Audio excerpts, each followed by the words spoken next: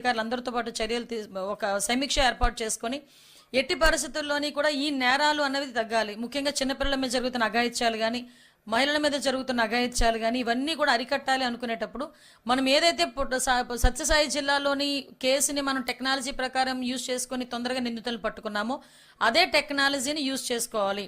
Maximum CC cameras అన్ని చోట్ల పెట్టాలి.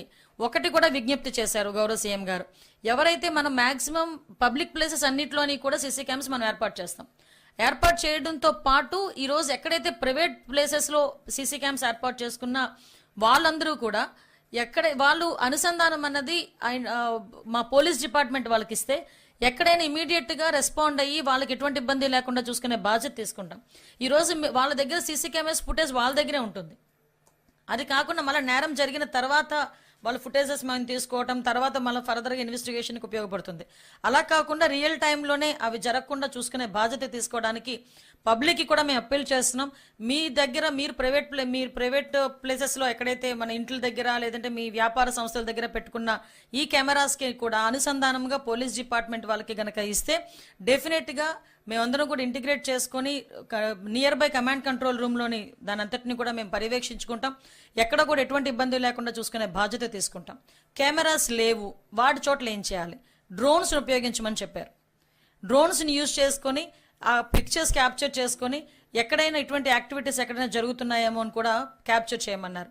డ్రోన్స్ కూడా లేని సమయంలో ఈరోజు మొబైల్ అన్నది ప్రతి ఒక్క వాళ్ళకి కూడా టెక్నాలజీ చేతిలో ఉండడం ఒక ఎత్తు అయితే, నిజంగా నేరాలను అరికట్టడంలో పోలీస్ డిపార్ట్మెంట్ వాళ్ళ దగ్గర గన్ అయితే ఉంటుంది కానీ పబ్లిక్ అందరి దగ్గర మొబైల్ కూడా వన్ ఆఫ్ ద వెపన్ లాంటిది. ఈరోజు ఎంత పెద్ద వెపన్ అంటే ఈరోజు ఒక క్రైమ్ సిచ్యువేషన్ ఏదైనా ఉంది అంటే చాలా ఈజీగా క్యాప్చర్ చేసుకోవడానికి మొబైల్స్ యూజ్ చేస్తున్నారు. అదేవిధంగా ఎక్కడైనా ఏదైనా చిన్నది ఇబ్బంది జరిగింది, ఎవరైనా ఒకరికి కొంచెం గొడవ పడ్డారు, తొందరగా ఒక వీడియో తీస్తున్నారు, సోషల్ మీడియాలో పెడుతున్నారు. సో అటువంటి రెస్పాన్సిబిలిటీ కూడా పబ్లిక్ తీసుకోవాలి.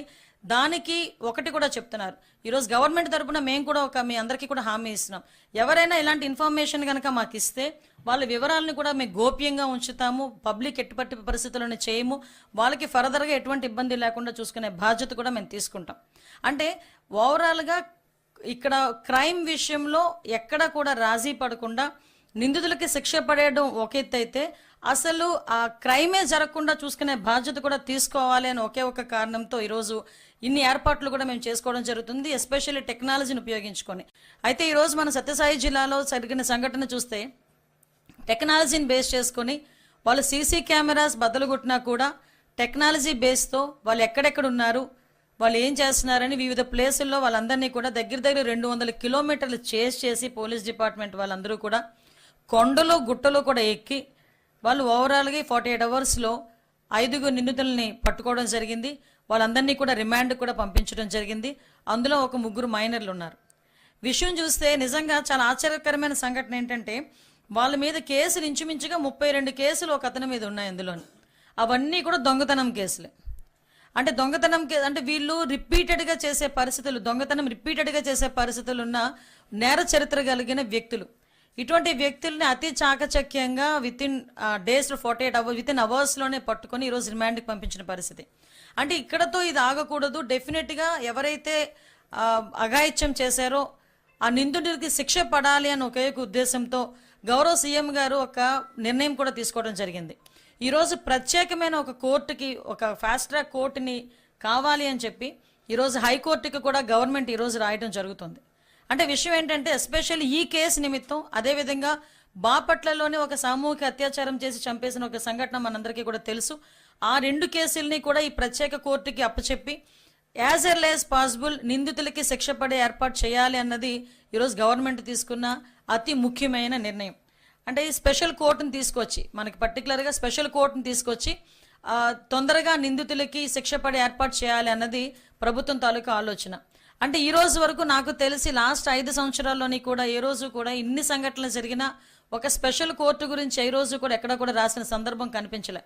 కానీ ఈ రోజు మనకి జరుగుతున్న నేరాల దృష్ట్యా ఎటువంటి పరిస్థితుల్లోని ఆడపిల్లల మీదకి అఘాయిత్యాలు జరగకూడదు, వాళ్ళకి భరోసా కల్పించాలి. నిందితులు ఎవరైతే ఉన్నారో వాళ్ళకి ఎట్టి పరిస్థితుల్లోని అంటే మాకు ఏముందిలే బెయిల్ వచ్చిద్ది, తర్వాత మేము బయటకు వచ్చేస్తాము, ఇవన్నీ అయ్యేసరికి ఎన్నో రోజులు పడుతుంది, అన్న ఆ చులకన భావం లేకుండా స్పెషల్ కోర్టు కూడా ఈ కేసును అప్పచెప్పి నిందితులకి అతి త్వరితగతిన శిక్ష పడేటట్టుగా ఈరోజు రాష్ట్ర ప్రభుత్వం శ్రీకారం చుట్టడం అన్నది నిజంగా మనందరం కూడా ప్రశంసించదగ్గ విషయం. మొన్న 12వ తారీఖున ఒక దురదృష్టకర సంఘటన, సత్యసాయి జిల్లాలోని ఒక అత్తాకోడళ్ళు ఇద్దరి మీద సామూహిక అత్యాచారం జరగటం అన్నది ఒక దురదృష్టకరమైన సంఘటన.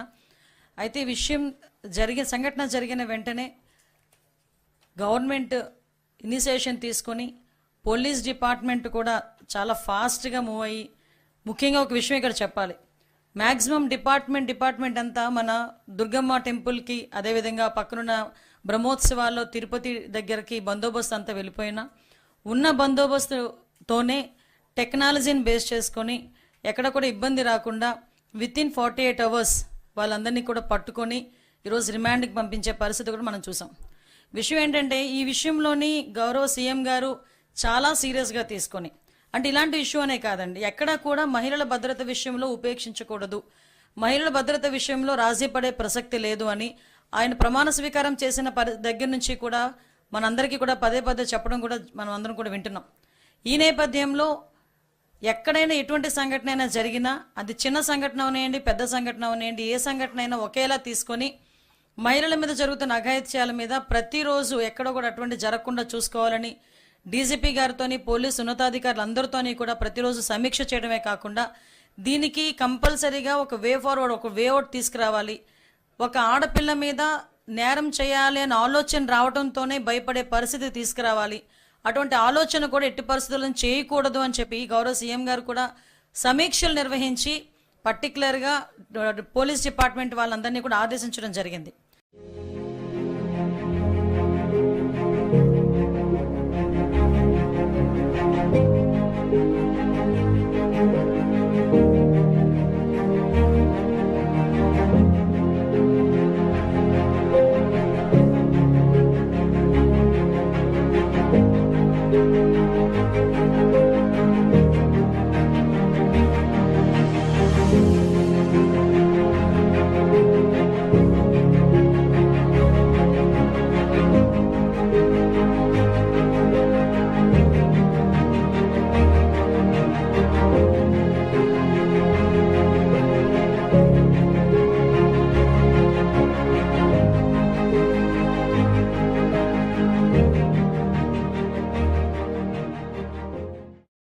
First off, thank you very much for having me, and thank you, Viraji, for hosting. I mean, I've seen the power of an ecosystem. I mean, if you look at what Palo Alto and the greater Bay Area is, it's because of one institution. So I truly believe India needs to focus on building ecosystems. Politically, it might sound correct to do different projects across the country, but if they have to sustain for the next 100 years, I believe in the power of ecosystem, and that's what we are doing in Andhra Pradesh. The second aspect that has had profound impact on me personally and from Stanford Business School is, for our finals, we never had invigilators. So there's no one. And that left a profound impact on me on the need to build character and integrity and make that part of our culture, our rhythm, and in education. So when I did talk about this to our Chief Minister, Mr. Naidu, he said, good. So you have to deal with human resource development, PG and skill development, and IT and electronics. So you can do that better, and that was the task given to me. Thank you. I'm going to jump right into another project that Andhra has taken immediately after elections, something that is quite unique. The Prime Minister has announced the Viksit Bharat project, which is 2047. And then Andhra is one amongst the first states to have announced what is called Swarna Andhra 2047. This is a very unique state-level project, also very much in keeping with Mr. Naidu's vision, pioneering everything, going out there, doing it, taking the big targets, putting it down for themselves, for the bureaucracy, for the stakeholders, businesses, and has a lot of sectorial policies that are in that. I'm told there is industrial policies, renewable energy, IT, GCCs, data center, cloud, building on the vision of a tech-driven Andhra. If you could elaborate a little bit about that, because it's not, I think it's one of the few and unique propositions from a state. So if you could just elaborate on that a bit. No, the Honorable Prime Minister pre-election did talk about Vikasit Bharat. And taking a leaf from that book, we said, let's now focus on Vikasit Andhra Pradesh. And we broadly laid out the vision of what we want to achieve. And then we are now going back to our electorate and asking feedback on what we should do. So it's a people-led movement, number one. Number two, as a state, taking from my first question, as a state, we believe in the power of ecosystems. So if you look at the state of Andhra Pradesh, we are peculiarly a long state. We have the second longest coastline. So each district is a geography for administration in India. Each district, we have specific focus areas. So if you take the southern bit, we want to focus on automotive manufacturing in one district. Renewable energy is a big thrust area. It's not just about solar, wind, it's about the pump storage projects. Close to 72 gigawatts is going to get built out in the next 5 years. Then you have the two other districts which are focused on electronics manufacturing, which is the Chittoor and Kadapa district. So like this, we have very district-specific focus areas. So coming to north of our state, we're going to focus on data centers, big data, the entire chem and pharma hub. So there's a lot of specific focus areas, and then we go back and say, what should each department do in order to achieve this vision? So for me, it's very clear that I have training institutes in the government. The ITI is polytechnic. So we're going to train manpower for tomorrow. So let's talk about all the green jobs we can create in one district. All the civil aviation jobs we can create out of one district. So that gives a lot of clarity, alignment for the state government on what we should go out achieving. And apart from that, Vikasit Andhra Pradesh, which is Swarna Andhra Pradesh that we have. Swarna Andhra Pradesh translates to Golden Andhra Pradesh. We are now working backwards of saying that, okay, if we need to achieve this kind of per capita income, then how do we go about achieving it? So which department should do what, and we're going to measure ourselves on a monthly basis, like how all of you do your business. Even the state is going to do this. On a monthly basis, we're going to measure it. And the second part is, in this journey, we don't want anyone left behind. So we are creating a family, a report card of sorts, and saying what are the project or practice we can give to that family to pull them out of the cycle of poverty. So it's no longer about wealth creation alone, but how do you ensure that even people below the poverty line can be given a handout and to just pull them out of the cycle of poverty. And that's something that I think is going to be very unique to the state, and we're going to launch this in the next 3 months. Excellent, congratulations. To link to that is another pioneering effort in this very short period since the election, which is the skill census. We haven't heard of this widely, but when I was doing the research, I sort of came across this, which is very unique again to Andhra, which is basically creation of population scale digital public infrastructure for skilling and employment. It reflects the forward-looking vision of the Honorable Chief Minister to sort of build this capacity. First, do a census, and then could you elaborate on that a little bit? Another pioneering concept? The skill census that we're doing is one of its kind in India, I think one of its kind in the world. Probably the first time. It's a massive effort. We just started the pilot in my own constituency where I got elected. And the idea here is we're going to go door to door. And then we're going to triangulate data from multiple data sets. So apart from the household data, the education data, we want to understand what is a basic skill set. And then come back and see what kind of skill interventions we can do based on the market demand. So think about industry from one side, the youth on one side, and government has a platform. And then skill up it's going to be a journey. It's not a destination. It's not a one-off effort as far as our state is concerned. So we know where the industry is moving, and we want to learn from that, from all of you. And then we want to work backwards on saying, to this family, what can we do? What is the skill intervention that we can do? So it's very, very micro-targeting that we're going to now do.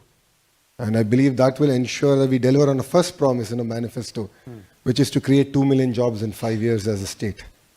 And we are the only political party to actually make that bold statement before an election. Wow.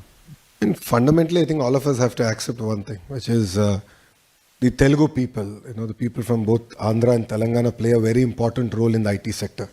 And all this points back to the reforms that Mr. Naidu did in his first term as Chief Minister, which is to get a lot of investments in education.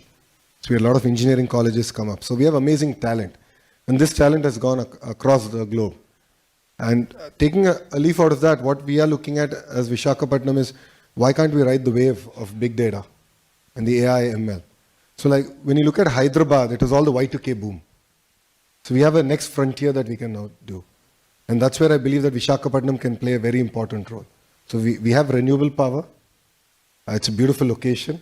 So I keep jokingly saying, if Bangalore were to marry Goa and have a baby, that would be Visakhapatnam. It's gorgeous. It's absolutely gorgeous. So it's a great location, amazing manpower, and we have a progressive government, a government which is not just talking about ease of doing business, but speed of doing business.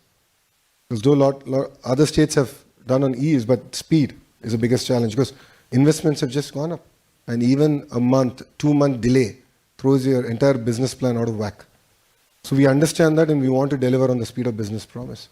So Visakhapatnam is going to be a focus from an IT perspective, our chemical, pharma perspective, and even medical devices manufacturing. So it's going to be a hub. We're going to do the entire ecosystem. All the ITIs, the polytechnics, all the engineering colleges there are going to focus on creating world-class curriculum and delivering on the promise. The flood that we had recently was 1 in 248 years event. And as you know, things are changing and we're going to have once in a century events happening more often. So as a state, we understand that. But this flood definitely caught us off guard.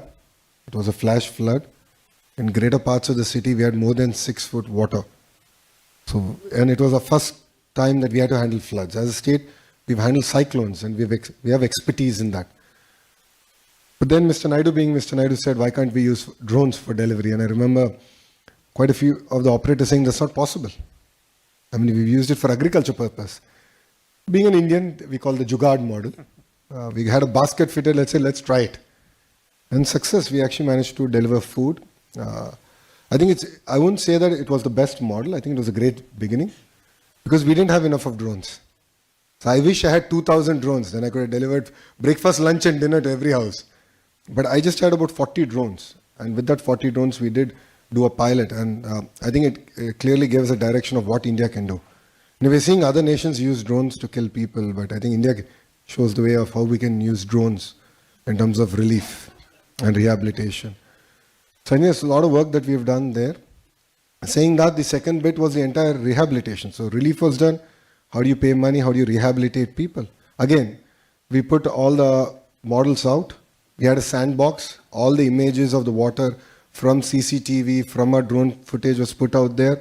We had all the education institutions across the country and in Andhra Pradesh take a look at it, give us suggestions, start working on the models to tell us at what day, what level of water was in which area. So based on the amount of water outflow to the terrain, to where it's getting discharged, we could understand that better. So our rehabilitation, the money we were giving, it was amazing. We did this entire thing. 15 days after flood water receded, we doled out the money. And it was all done through online. Online because thanks to Aadhaar, every bank account is connected. So we were able to marry technology in that sense much better. But saying that, I think it's very important to go back to the field. And that's something that Mr. Naidu used to do every day in the evening. So he would go out for 4 hours, waist deep water, jump in, understand, did things get delivered or not? Then feedback would come to us. I was manning the control room. So he would say, okay, food didn't get delivered in this house on this lane. And here's the lat long. And then we had to send the food. So I think that's always required. I think you need a feedback loop. The human loop is always required on how much of a technology you might have. So I believe we have a model to handle such crisis, not only for Andhra, but for the nation. And one task we have taken up as a state is we'll get about 2,000 drones in the agriculture sector. A lot of the spraying, the pesticides and so on and so forth actually can be done using drones. And then during an emergency, we can pull it out and use it for relief activities. So I think it's a great learning experience. And as a country and I think as a nation, we're just learning on how can we use this technology far better. We're going to compete with the other capitals in the world. Right. And that's our aspiration as a state. So as a state, we got bifurcated in the year 2014. So we are the new state, capitalist state. We started our journey from scratch. And Mr. Naidu is known for building cities ground up. An example of that is Cyberabad. So Hyderabad was built by the Nizam, Secunderabad by the British, and Cyberabad by Mr. Naidu. He has a great contribution in that. So he's known for it. And he brought the same vision, but he said, let's do this from scratch and a completely green field.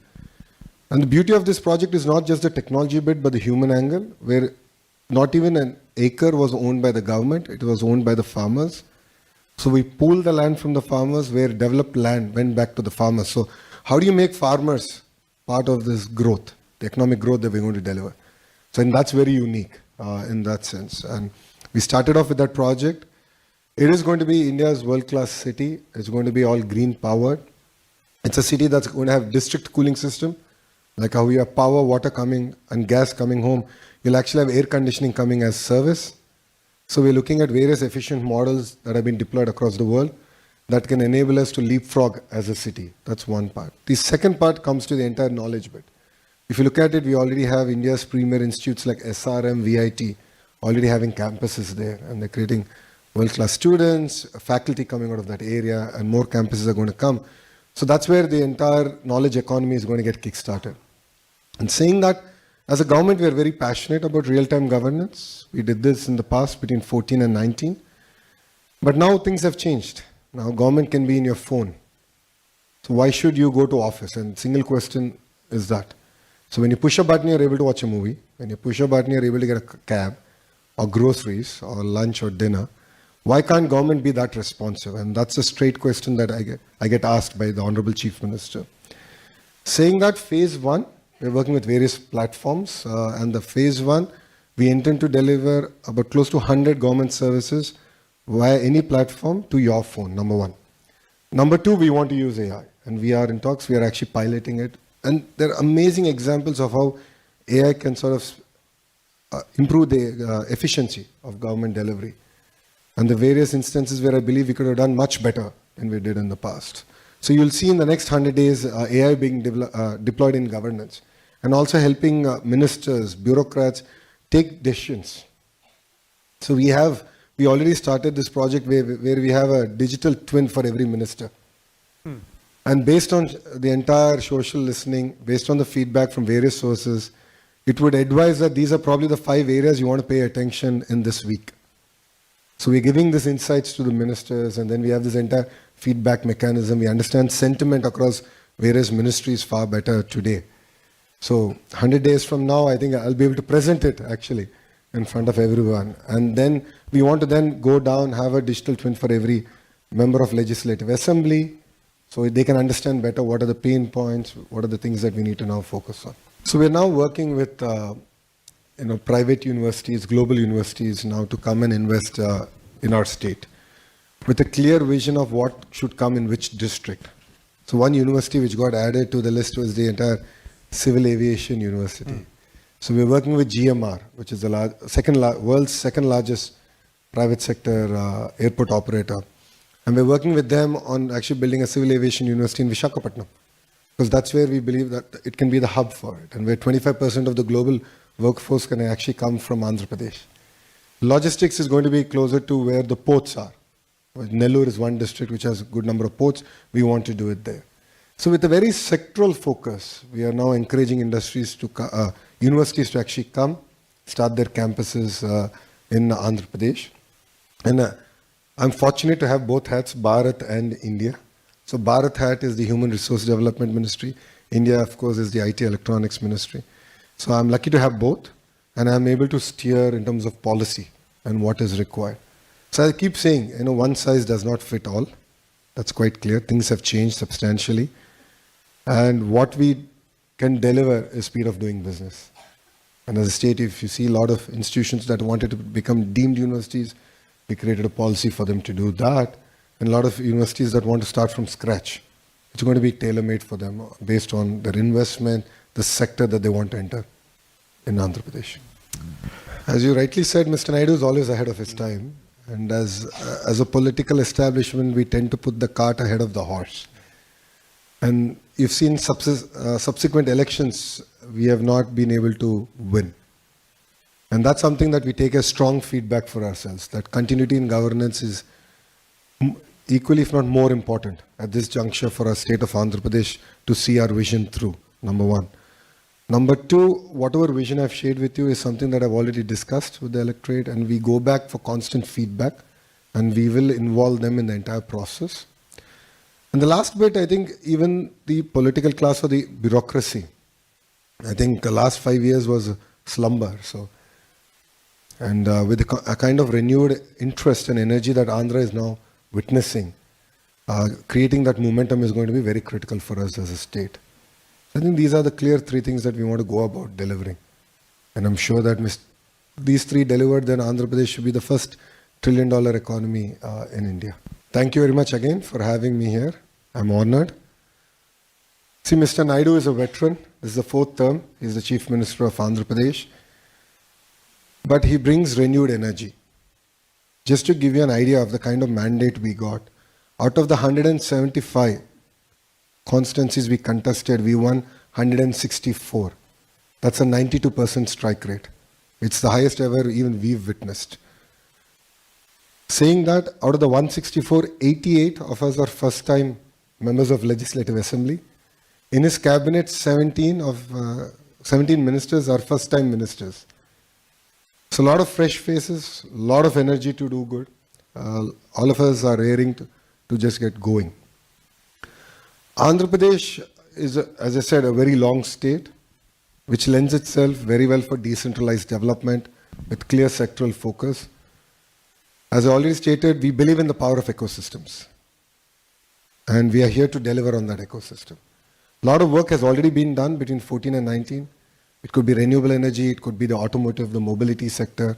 Electronics manufacturing is another great area where a lot of work has already been done. Biofuels, aquaculture, pharma, then you of course have the entire medical devices manufacturing, the IT space. So the state lends itself very well for investments across all sectors. And the beauty of our state is we can potentially be a net zero in terms of carbon emissions as a state. Surely because of the 72 gigawatts of renewable energy that is going to come online by the end of our term, which is 2029. So as a state, we are competing with other states. No second thoughts about it. But one thing I can promise to you in Andhra Pradesh is speed of doing business. That's something that other states cannot promise. We will deliver on that. As ministers, we are very committed to it. So every investor who's knocked on my door, we have a WhatsApp group that we create, and then we are in touch with them. And every week we update the investor on what has happened, what needs to be done, what are our hits and misses for the week, where have we fell short, and how are you going to make that up? Because see, our investments ticket sizes have increased. I mean, now $1 billion investment seems to be a norm of the day. But then a week delay, a month delay, or even a 6-month delay of your project is just going to throw your business plan out of the window. So we understand that, we appreciate that. So we will deliver on the speed of doing business, and we're here to deliver. And last point, for us to deliver this, we have recreated Economic Development Board, which is being headed by a young IAS officer. And we have his entire team under him is coming from the private sector. So veterans from that industry are going to come, join the Economic Development Board. So they'll be your single port of call and your point of contact. And anyone investing over $1 billion in our state will have a dedicated person from the state sitting in your office and delivering on the promises that we have made to you. So I request all of you to look at our state. Please come. You will see the renewed energy that we have, the great opportunities across all sectors. It could be the new capital city.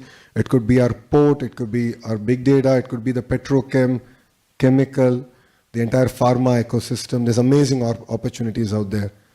So I request all of you to take a hard look at the state of Andhra Pradesh and definitely give us an opportunity. And believe me, we will deliver much, much better than any other state in India.